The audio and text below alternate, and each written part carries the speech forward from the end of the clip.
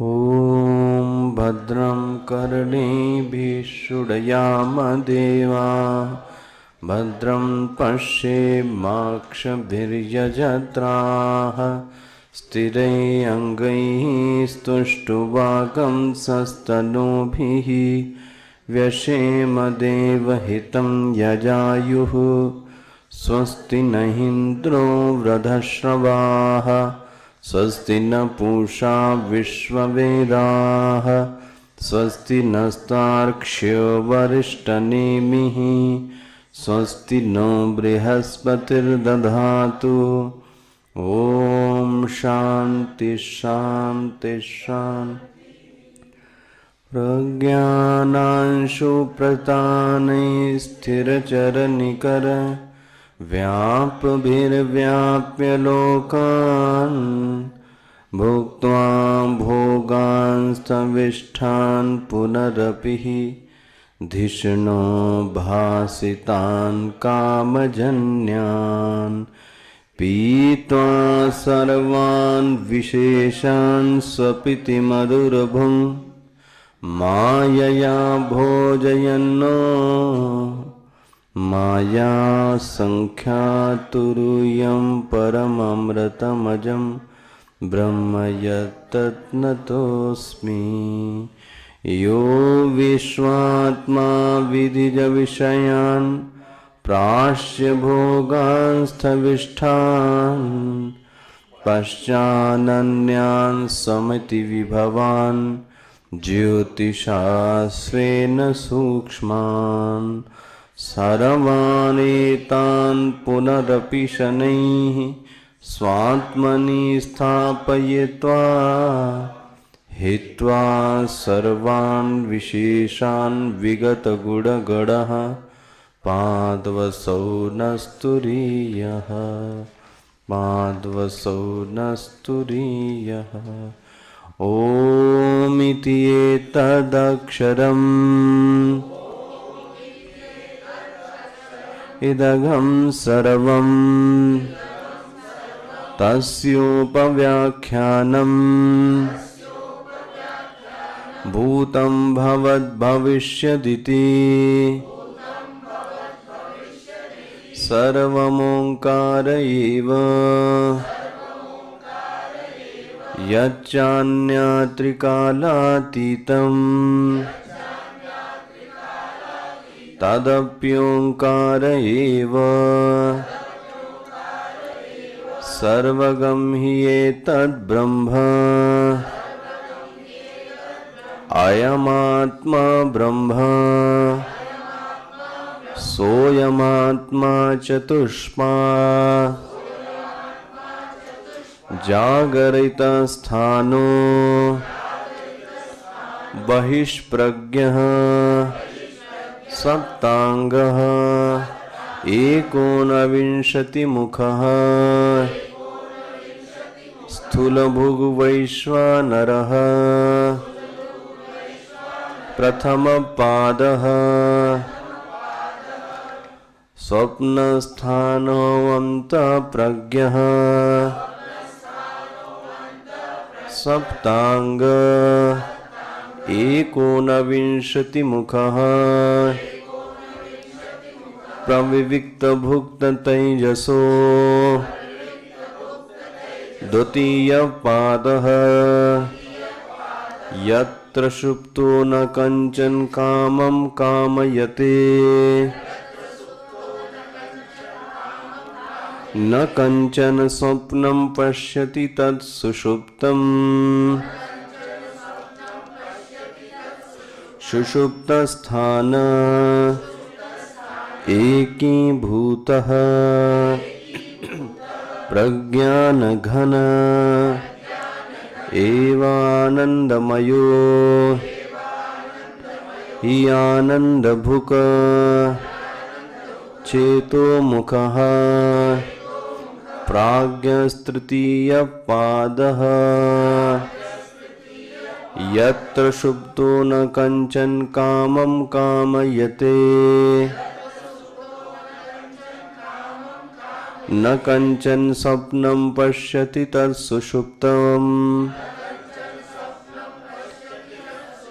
सुषुप्तस्थान एकीभूतः प्रज्ञानघन एवानन्दमयो आनन्दभुक्ते आनन्दभुक्चेतो मुखः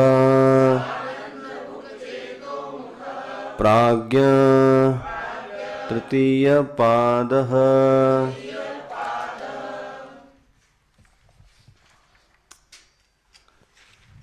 page number 24। दर्शन अदर्शन वृत्तयोः तत्व अप्रबोध लक्षणस्य स्वापस्य तुल्यत्वात् सुषुप्ति ग्रहणार्थं यत्र सुप्त इत्यादि विशेषणम्। अथवा त्रिषु अपि स्थानेषु तत्व अप्रतिबोध लक्षणः स्वापो अविशिष्ट इति पूर्वाभ्यां सुषुप्तं विभजते। यत्र यस्मिन् स्थाने काले वा सुप्तो न कञ्चन स्वप्नं पश्यति न कञ्चन कामं कामयते न हि सुषुप्ते पूर्वयो हि अन्यथा ग्रहणलक्षणं स्वप्नदर्शनं कामो वा कश्चन विद्यते तदेतत् सुषुप्तं स्थानम् अस्य इति सुषुप्तस्थानः। स्थानद्वये प्रविभक्तं मनः स्पन्दितं द्वैतजातं तथा रूपा अपरित्यागेन विवेकानापन्नं न शयितदग्रो अस्तं विहाः सप्रपञ्चम् एकीभूतमिति उच्यते। अत एव स्वप्न जाग्रत मनःस्पन्दनानि प्रज्ञाघनानि घनीभूतानि इव स इयमवस्था अविवेकरूपत्वात् प्रज्ञानघन उच्यते। यत्र रात्रौ नैशेन तमसा अविवज्यमानं सर्वं घनमेव तद्वत् प्रज्ञानघन एव शब्दान्न जात्यन्तरं प्रज्ञानव्यतिरेकेण इति अर्थः।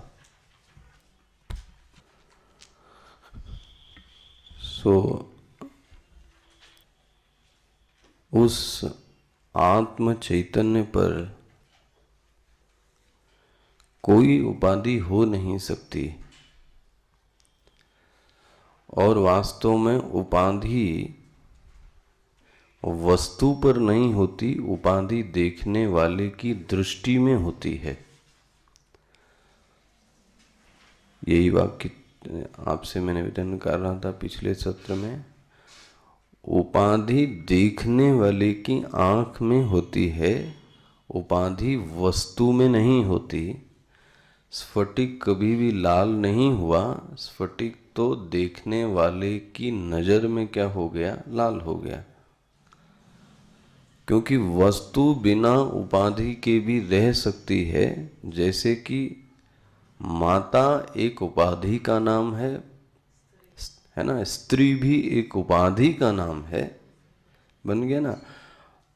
माता बगैर बने, स्त्री बगैर बने भी उसका एक अस्तित्व है और वह अस्तित्व ही ब्रह्म कहलाता है। मतलब सरल शब्दों में कहा जाए, किसी चीज को विशेषणों को हटाकर देखा जाए तो वह ब्रह्म है। इसी को मैंने दूसरे शब्दों में दिया था, संदर्भ रहित। जब संदर्भ सहित देखें तो जगत है, संदर्भ रहित देखें तो आत्म चैतन्य है। ये परिभाषा तो छोटी समझ में आती ना। किसी चीज को संदर्भ से सहित देखते हैं, ठीक है ना, उसको क्या बोलते हैं, जगत। और बोलते हैं उसी को अज्ञान कहते हैं, जिसको हम संदर्भ सहित देखते हैं। लेकिन जिसको संदर्भ से हटा कर देखते हैं, मतलब किसी की तुलना में नहीं है, वो अपने आप में है, उसको क्या बोलेंगे, वो ब्रह्म है। इस प्रक्रम में ये जब विचार हो रहा था तो एक प्रश्न आया कि जगत किसको कहेंगे। आपकी दृष्टि में क्या परिभाषा बन सकती है?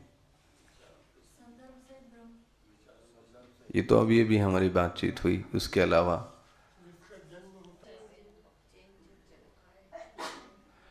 मुझे एक परिभाषा, हाँ जगत, मुझे ये परिभाषा भी ज्यादा ठीक लगी। जहां अनुभव हो रहा है वो सब जगत है। इस लाइट से, इस रेफरेंस से देखिए, अनुभव राशि को ही जगत कहेंगे। सोच के देखो आप जरा, अनुभव राशि को ही जगत कहेंगे। और विचार करने के लिए जरूरी है कि अनुभव करने वाला कौन है, ठीक है, अनुभव की प्रोसेस क्या है, इस सबको, इसको डिटेल्ड करना कि ये है क्या। एक्सपीरियंस जो हो रहा है वो, उसी का नाम क्या है, जगत। मतलब आपको बहुत शॉर्ट में कहूँ, संक्षेप में, तो जागृत एक अनुभव की अवस्था है, नहीं है? स्वप्न एक अवस्था की अनुभव है। श्रुति ये भी कहने जा रही है सुषुप्ति भी एक अनुभव की, ठीक है। तो आप देखो, अनुभवों की अवस्था ही तो, यही तीनों को आप क्या बोलते हैं, बोलो जी। अब ये जरूर है कि अनुभवों के जो प्रकार हैं वो अलग अलग हैं, ध्यान से समझना। जागृत का अनुभव कुछ और है, तो स्वप्न का अनुभव कुछ, लेकिन अनुभव तो है ही है। अनुभव जागृत में भी है, अनुभव स्वप्न में भी है, और कहीं कुछ अनुभव सुषुप्ति में भी है। नहीं हुआ? सोच के देखो आप। तो जगत मतलब क्या, जागृत, स्वप्न और awaking state, dimming state and deep sleep, यही बना ना तीन। बस चौथी क्या है, कुछ नहीं। इन तीनों के जो पार है, अब मैं ऐसा बोलूं, जो अनुभव में ग्राह्य नहीं है वो ब्रह्म है। इन तीनों के जो पार है वह ब्रह्म है। यह जो तीन है, ये कौन है, ये जगत है। अच्छा जी, आप जरा इस चीज को समझना कि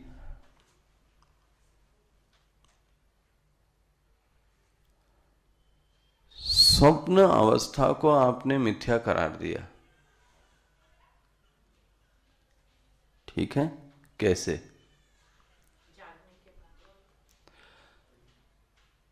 और कुछ, स्वप्न अवस्था को आपने फाल्सीफाई कर दिया। कैसे? आप देखना, कितना सोच के देखना, स्वप्न की स्मृति जागृत में है, जागृत की स्मृति स्वप्न में नहीं है। इस पहलू पर कभी आपने विचार दिया? जागृत की स्मृति स्वप्न में है, बोलो जी।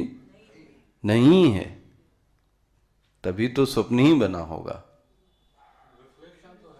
हाँ ठीक है, लेकिन ये जो अनुभव है ये स्वप्न में, लेकिन स्वप्न में क्या हुआ ये अनुभव, देखना अवस्थाओं में भी कितना अंतर है, कितनी सटलनेस है। जागृत के अनुभव स्वप्न में नहीं है, स्वप्न के अनुभव जागृत में है। एक सत्य को ये समझें कि अगर किसी अवस्था को अवस्था के जरिए से फॉल्सिफाई करते हैं तो आप ज्यादा दूर तक खिलाड़ी नहीं बन पाएंगे। मैं फिर से बोल रहा हूं, अवस्था से दूसरी अवस्था को मिथ्या करार देंगे तो आप बहुत ज्यादा दूर तक साधना में रह नहीं पाएंगे। क्या कहा गया अभी? एक मतलब स्वप्न अवस्था को मिथ्या करार दिया, कैसे? दूसरी अवस्था से। बट यहां अभी तो हम और आप वेदांत पढ़ रहे हैं, कई चिंतक और विचारक मिलेंगे जो स्वप्न अवस्था को मिथ्या नहीं मानते। पकड़ में आ रही ना? स्वप्न अवस्था को वो मिथ्या नहीं मानते, और उस पर तो उन्होंने शास्त्र लिख डाले हैं। किस पर? ये दिखाई देता है तो उसका ये फल होता है, तो भोर में दिखाई देता है तो ये फल होता है, तो इसका मतलब उन्होंने वो सब क्या माना है? तो आप जबरदस्ती थोड़ी ना कह सकते हो कि ये मिथ्या है क्योंकि इसमें दिखाई देता है। किसी अवस्था को अवस्था के जरिए से आप फॉल्सीफाई करते हैं, वो ठीक है, लेकिन वो ज्यादा दिन तक ट्रेवल करने वाला कोई प्रबल व्यक्ति आपको मिल गया और उसने वो सिद्ध कर दिया आपको कि स्वप्न ठीक होते हैं, जो भी स्वप्न आते हैं वो आपसे संबंधित हैं, वो घटनाएं बाद में होने वाली हैं, तो अब आप क्या करोगे? स्वप्न अवस्था फिर सत्य मान लोगे आप, तो गया फिर तो ये वेदांत। और हो सकता है ये जब आप आगे आगे बढ़ेंगे तो कोई विचार वाला व्यक्ति आ गया तो वो आपको इस चीज से तो नहीं मानेगा कि स्वप्न अवस्था झूठी है, क्योंकि उसको जागृत में आपने क्या किया, आके अनुभव किया। यही तो आपके पास तर्क है ना। वो इस तर्क को नहीं मानेगा। फिर मिथ्या मानने का आधार क्या होना चाहिए? मेरा प्रश्न सब समझ में आ रहे हैं? ये मिथ्या मानने का आधार क्या होना चाहिए? फिर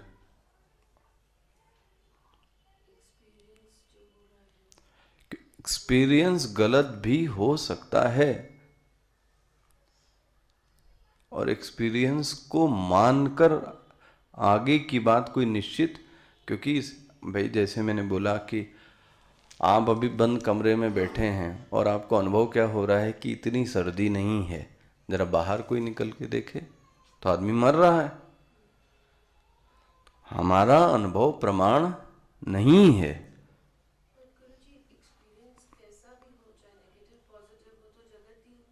ठीक है, वो भी जगत हुआ, वो तो एक विचार क्रम की बात होगी, लेकिन मैं ये कहना चाहता हूं स्वप्न की स्टेट को फॉल्सीफाई किस बेसिस पे किया जाए? देखिए, जागृत को तो आप फॉल्सीफाई नहीं कर पाए अभी, ईमानदारी से जागृत को फॉल्सीफाई नहीं कर पाए हैं अभी भी आप। आधी बात समझ में? यहां पे भी योगी लोग क्रिया नहीं करते। क्रिया ना कर, आप बैठ जाओ यहां पे और कोई क्रिया ना करो तो आने जाने वाली है, वो भी कोई सही चीज नहीं हुई। मेरी बात समझ में आ रही? मैं क्या कहना चाह रहा हूं? जागृत अवस्था को तो मिथ्या की बात ही नहीं हुई ना, हम आप मिथ्या भी उसको दे पाए हैं, ठीक है। स्वप्न अवस्था को आपने मिथ्या करार दिया, और क्यों करार दिया? कि जागृत में आने पर मुझे पता लगता है कि ये यही बोलते ना झूठा है, लेकिन कभी कोई भविष्य में खड़ा होके कह सकता है कि जो आपने देखा वो सच है, और आप बहकावे में आओगे भी, ऐसी चीजों में मन भी बड़ा लगता है। सच भी होता है। कोई चीज अगर 2-4 बार हो तो उसको सच का आधार तो, बोलो जी, 2-4 बार हो जाए तो उसको सच का आधार में, और वो सच होता नहीं, वो सब आपकी मन की कल्पना है। वो आपके होगा, हमारे लिए तो नहीं है।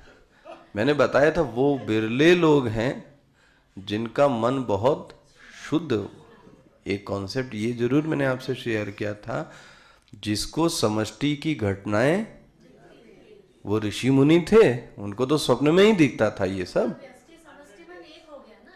वो उसके लिए है जिसके मन में कोई कलुषता नहीं रह गई।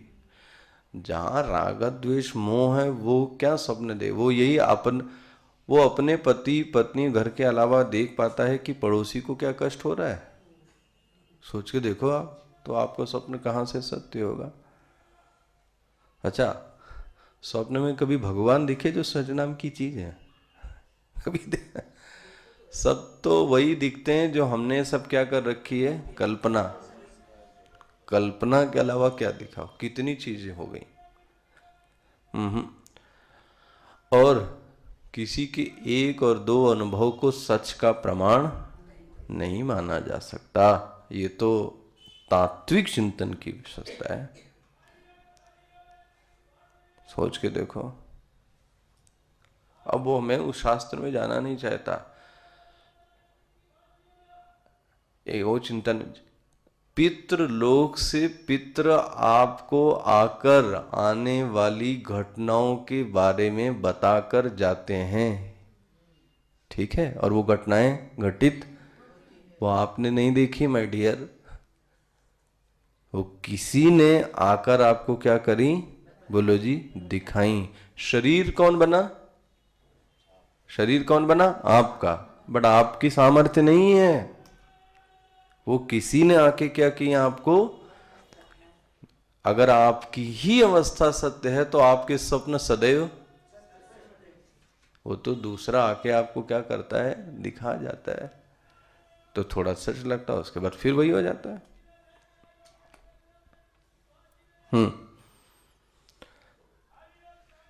मिथ्या करार देने का आधार चिंतन होना चाहिए, ध्यान रखना। चिंतन को कोई फॉल्सिफाई नहीं कर सकता, जरा समझना।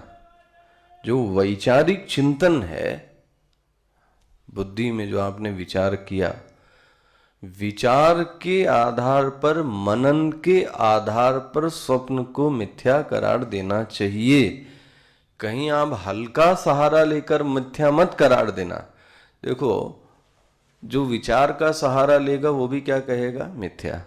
जो अवस्था का सहारा लेगा वो भी क्या कहेगा, मिथ्या। लेकिन दोनों के मिथ्या समझने में, बोलो जी, बहुत फर्क है। जरा समझना इस बात को भाई। जिसको कुछ नहीं आता जाता है वो भी क्या है, चुप है, मौन है। और जिसको बहुत आता है वो भी क्या है। तो दोनों के मौन में अंतर है या नहीं, कि दोनों का मौन एक जैसा है। एक ज्ञान के कारण मौन है और एक बहुत जमीन, लास्ट रिजल्ट एक दिख रहा है लेकिन उसके पीछे बहुत अंतर है। हाँ, कोई युक्ति तो चाहिए, और आप वो युक्ति अवस्था में सिद्ध नहीं होनी चाहिए। वो युक्ति आपके विचार द्वारा क्या होनी चाहिए। जब विचार द्वारा होगी तो फिर उसको कोई नहीं काट सकता। लेकिन ऐसा भी विचार, इसलिए क्या, प्रबल विचार, कोई दूसरा विचार आएगा तो वो भी क्या हो जाएगी। इसीलिए श्रुति कहती है सबसे बड़ा जो प्रमाण है वो कौन है, वेद। इसलिए आपने बोला श्रुति, युक्ति और अनुभूति। पकड़ में आ रहा है। श्रुति कहती है तुम्हारा खुद का अनुभव कोई प्रमाण नहीं रखता, तुमको अनुभव में वही आता है जो तुम, बोलो जी, अनुभव करना चाहते हो। इस वाक्य को ध्यान रखिएगा। मैं कई बार, हम वही देखना चाहते हैं या हमें वही दिखता है जो हम देखना, करके देखो आप ये बात। सबसे बढ़िया उदाहरण, सबसे बढ़िया उदाहरण टीवी पे नहीं, अभी आपको दिखाता हूं ना।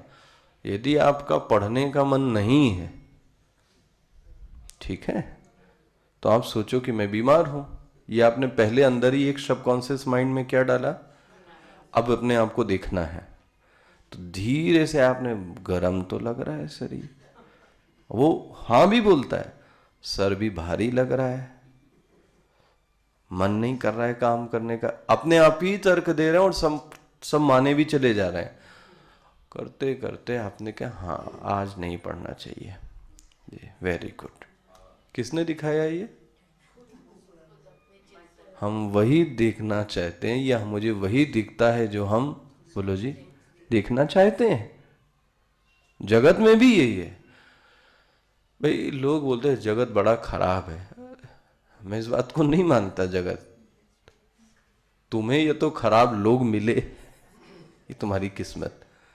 जगत अभी भी बहुत खूबसूरत चीज है, आप उसको उस दृष्टि से देखो तो यहाँ अभी भी बहुत खूबसूरत खूबसूरत लोग हैं, खूबसूरत दृश्य है, बहुत खूबसूरत देश है ये।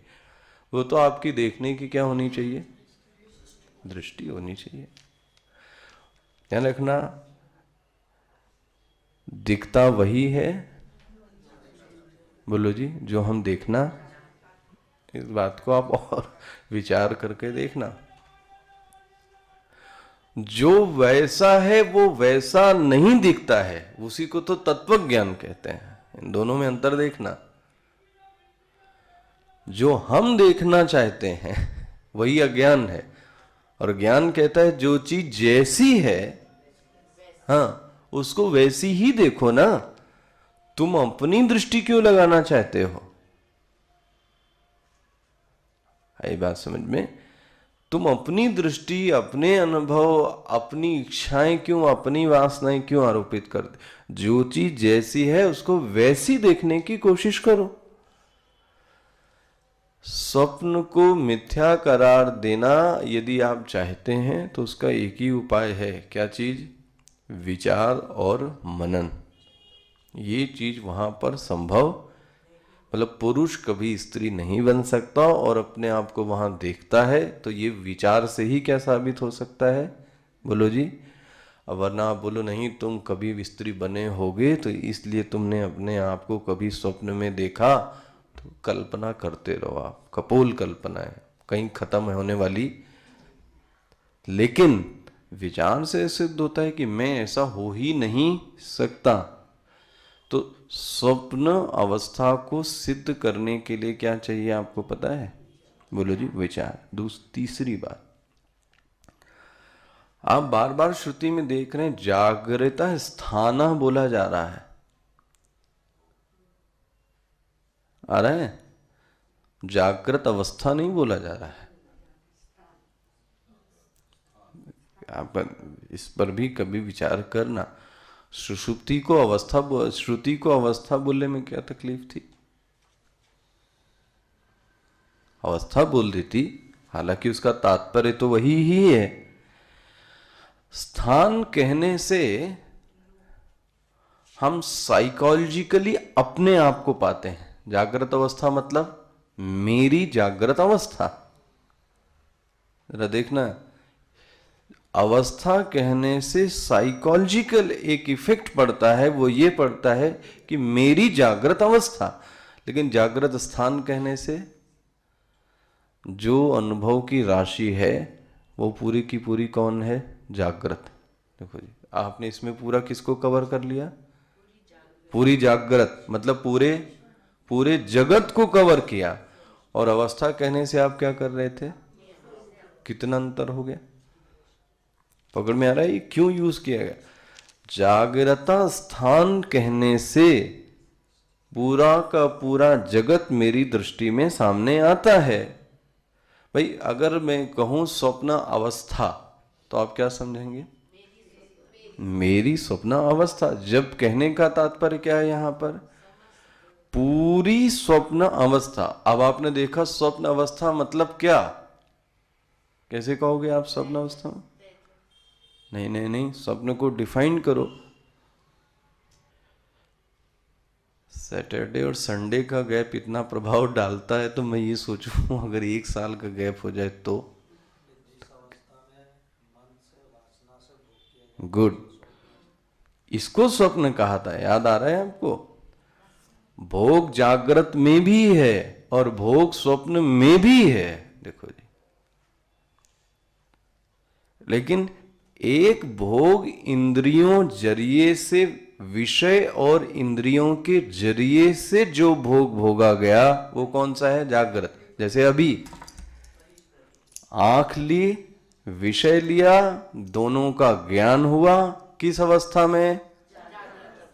लेकिन स्वप्न में भोगा, घड़ी देखी, लेकिन घड़ी बिना नेत्र के देखी। वाह, घड़ी देखी लेकिन बिना नेत्र के देखी। कहां से देखी घड़ी? तो वहां किसका सुख भोगा? पकड़ में आ रहा है? दोनों को ही भोगा, जागृत को भी भोगा, स्वप्न को भी भोगा। जागृत में बहिर्विषयों को भेजा, इसीलिए बोला था बहिष्प्रज्ञ एकोनविंशति मुख। बाहर विषय से जो प्रज्ञा थी वो कहाँ चली गई? धीरे धीरे मन पे गई और मन से आपको क्या हुआ? लेकिन स्वप्नावस्था में विषय नहीं है, ज्ञान है। जागृत अवस्था में विषय है, ज्ञान है। ये सब टुकड़े ये भूलते क्यों है पता है आप? इसका कारण क्या है? क्योंकि ये बात आपके मन तक गई, बुद्धि तक गई नहीं। जब उस पे जाके आप एनालिसिस कहीं कर लें तो वो चीजें आपके क्या हो जाती है? दिमाग में फिर स्टोर हो जाती है। जागृत का ज्ञान वहां भी ज्ञान है, स्वप्न में भी ज्ञान है। जागृत के ज्ञान में विषय है, ठीक है, इसलिए ज्ञान है। स्वप्न में विषय नहीं है। कहाँ से ज्ञान आया? बोले वासना जन्यम। इसलिए पूरा आप देखो, स्वप्नास्थान अंतः प्रज्ञा, उसमें क्या पढ़ा था आपने? बहिष्प्रज्ञा। सप्तांगो एकोनविंशति मुखा, इसी पर उतनी व्याख्या हुई थी। प्रविविक्त भुक्त तेजसः। याद आ रहा है आपको क्या बोला गया? जरा देख लीजिए पेज नंबर 23 क्या पढ़ाया है। मुझे लगा कि आप ये तो हो गया होगा आपको। विषय शून्यायाम, पेज नंबर 23 की नीचे से तीसरी। विषय मिल गया आपको? विषय शून्यायाम प्रज्ञायाम केवलम प्रकाश स्वरूपायाम विषयित्वेन भवति इति तेजस। याद आ रहा है? स्वप्न अवस्था में भी वह भोग रहा है किसको? कामनाओं को। इसलिए मैंने आपको याद हो आखिरी में कहा था, जानना भी एक प्रकार का भोग करना है। याद आ गया आखिरी प्रवचन? और उसको शब्द क्या दिया था? ज्ञाता बनना। बोलो जी, एक प्रकार का भोग करना। लेकिन जैसे स्थूल के भोग है वैसे ये भोग में क्या है? थोड़ा सटलनेस है। हमारी बात समझ में? लेकिन किसी चीज को जानकर भोगना ये भी क्या है पता है? अज्ञान है। और यह आप कह दे ये भी भोग है, मतलब जानना भी। अब क्या बचा? इसलिए मुझे, हालांकि सटल है, पता नहीं आप, गुरुदेव एक बात को बहुत ऊंची हाइट पे जाके एक बात कहते थे, वेदांत में रियलाइजेशन शब्द एग्जिस्ट नहीं करता। रिकॉग्नाइजेशन वो जानना नहीं है। रियलाइजेशन जानना है, कुछ अनुभवों को गेन करना है। लेकिन रिकॉग्नाइजेशन तो वो इसलिए बोलते थे, जानो नहीं पहचानो। अपने आप को पहचानना ही ज्ञान है, जानना तो फिर अज्ञान है। देखो जी, बहुत बड़ा अंतर है इन दोनों में। अब वो बात समझ में आती है कि उन्होंने क्यों बोला होगा रियलाइजेशन। क्योंकि आज आध्यात्मिक जगत में रियलाइजेशन ही तो आदमी बोलता है ना। अनुभूति, रियलाइज करना है। वो कहते थे रिकॉग्नाइज। देखो जी, तो ये आपको अंतर समझ में आ रहा है? स्वप्न की बात हो गई पूरी। आगे बढ़ूं मैं? स्वप्न याद आ गए ना? जहां प्रज्ञा है लेकिन विषय शून्यायाम प्रज्ञायाम केवल प्रकाश स्वरूपायाम, लेकिन विषयित्वेन जानाति। कैसे जानता है? विषयी में। तो इसका मतलब जानता है, लेकिन जानने का भी क्या करता है? भोग करता है। कौन? स्वप्न में। उस पर्सन का नाम क्या है? बोले तेजस। हो गया? आइए अब सुषुप्ति में। यत्र सुप्तो न कंचन कामम कामयते। मिल रहा है? यत्र सुप्तो न कंचन कामम कामयते न कंचन स्वप्नम पश्यति तत् सुषुप्तम। बहुत ही सुंदर परिभाषा दी है। यत्र सुप्तो, यत्र मतलब जहां ये सोया हुआ है। देखो, यत्र मतलब जहां। अभी तब क्या बोले थे? स्थानम, इसीलिए क्या बोल दिया? यत्र सुप्तो, जहां ये सोया है, यत्र सुप्तो, वहां क्या करता है? न कंचन कामम कामयते। कंचन मतलब बोलो जी, सोना, स्वर्ण। वहां स्वर्ण की आदि मतलब भोग की किसी की इच्छा को वो नहीं करता है। यत्र सुप्तो न कंचन कामम कामयते न कंचन स्वप्नम पश्यति, ना तो भोग विषय कुछ क्या करता है, वो देखता है। दो चीजें हो गई, न तो इच्छा करता है, न तो क्या करता है, बोलो जी, देखता है। स्वप्न भी नहीं देखता उस चीज का। किसका? कामनाओं का, भोगना का, भोग पदार्थों का। बोले उसको सुषुप्ति कहते हैं। वाह, देखो परिभाषा क्या दी सुषुप्ति की? न कंचन कामम कामयते न कंचन पश्यति, न कामयते न पश्यति, न तो कामना करता है न तो देखता है। बोले तत्सुषुप्तम, उसको सुषुप्ति कहते हैं। देखो, बोले आप पहले जैसे पढ़ा रहे थे वैसे पढ़ाइए। क्या बोलेंगे ऐसे? बोले वो भी बता दे। सुषुप्त स्थान, पहले क्या बोल रहे थे? जागृत स्थान। फिर क्या बोला था? स्वप्न स्थान। अभी क्या बोला? अच्छा, अब एकीभूत प्रज्ञान घन। देखो जी, अंतर हो गया बहुत। पहले कौन सा प्रज्ञान था? बोलो जी, बहिष्प्रज्ञ। उसके बाद क्या आ गया? अंतः प्रज्ञा। अभी क्या आ गया? बोले प्रज्ञान घन। प्रज्ञान घन है, ना तो बहिष्प्रज्ञ ना तो अंतः प्रज्ञ। बोले प्रज्ञान घन। कैसे भोगता है ये? तो बोले भोगने के लिए मुख होना चाहिए। तो बोले 19 मुख नहीं है, एकोनविंशति। यहाँ क्या है? एकीभूतः, एक ही होता है। प्रज्ञान घन आनंद भुक। आनंद भुक पहले क्या नाम था? स्थूल भूख। उसके बाद क्या नाम पड़ा था? हाँ, प्रविविक्त भूख। याद आ रहा है? इसलिए रोज सब पहले वाला दिमाग में होना चाहिए। पहले नाम क्या दिया था? स्थूल भूख, वैश्वानरः। दूसरा नाम क्या दिया था?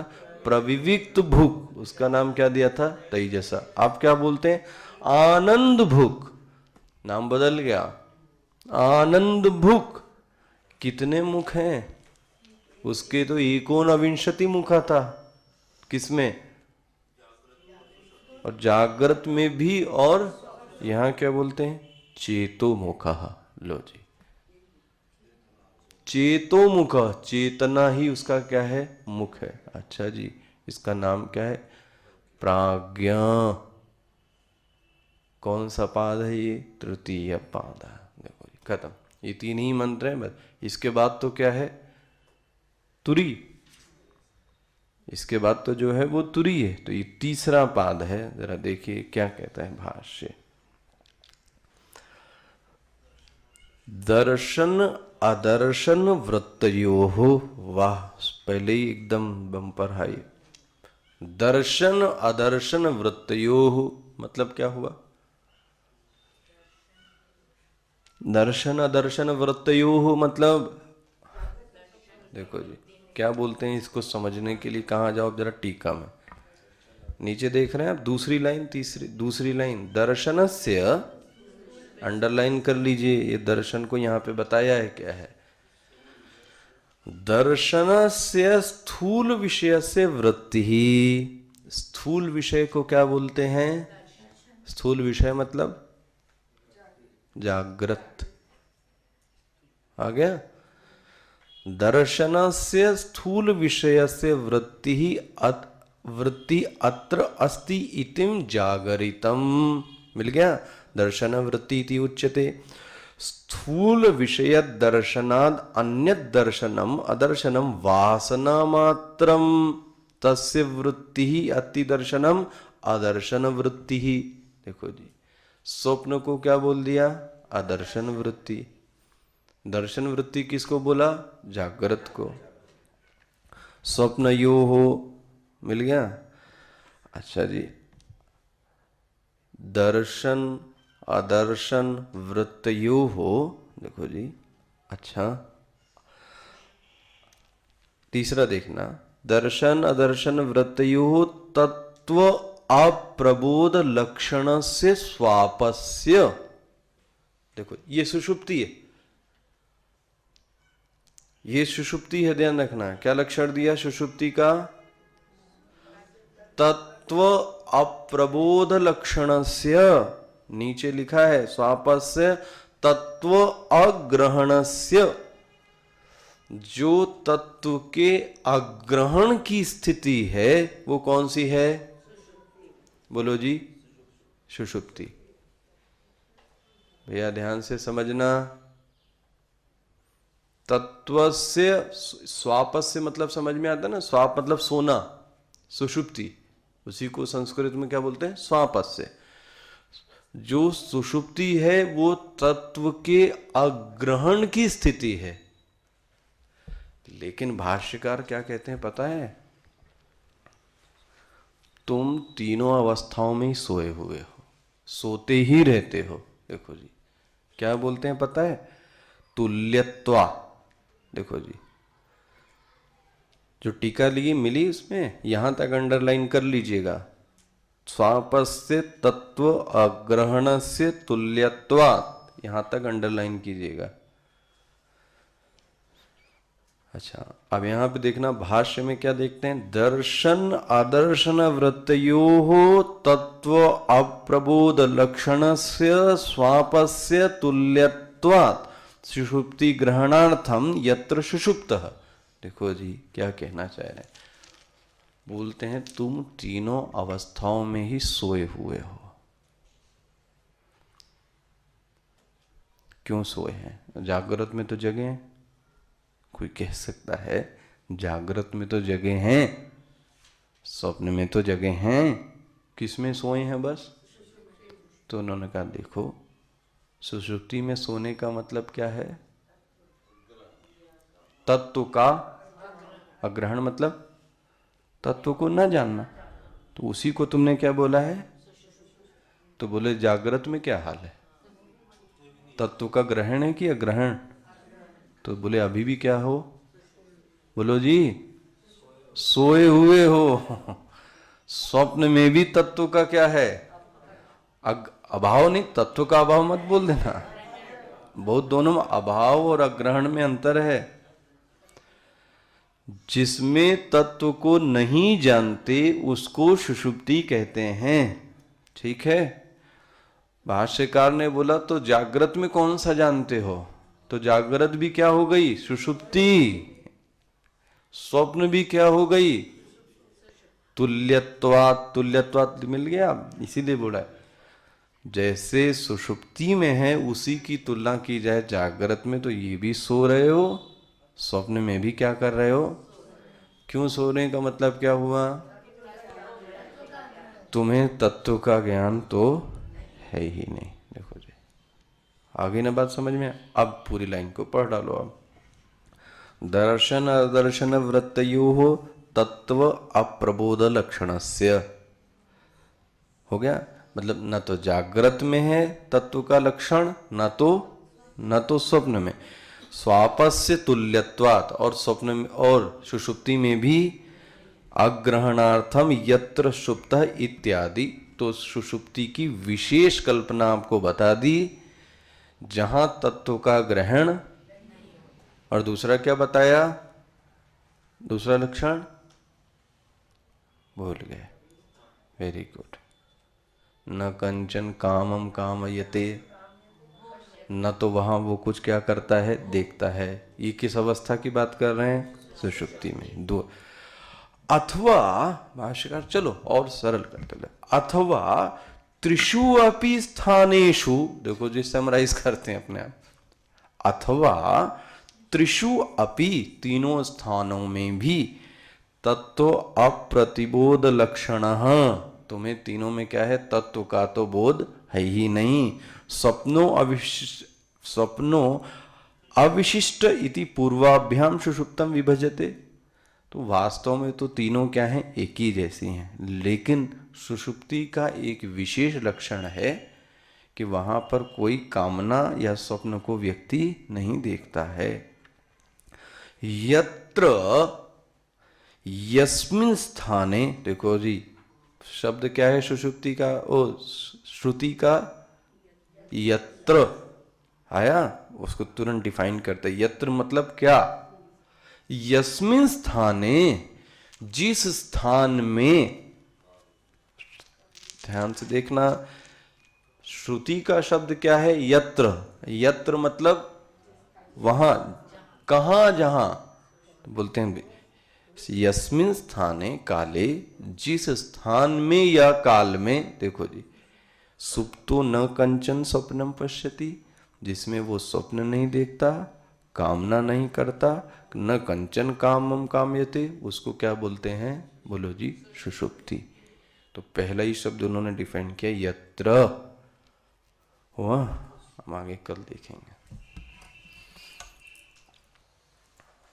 ओम पूर्णमदः पूर्णमिदं पूर्णात् पूर्णमुदच्यते पूर्णस्य पूर्णमादाय पूर्णमेवावशिष्यते।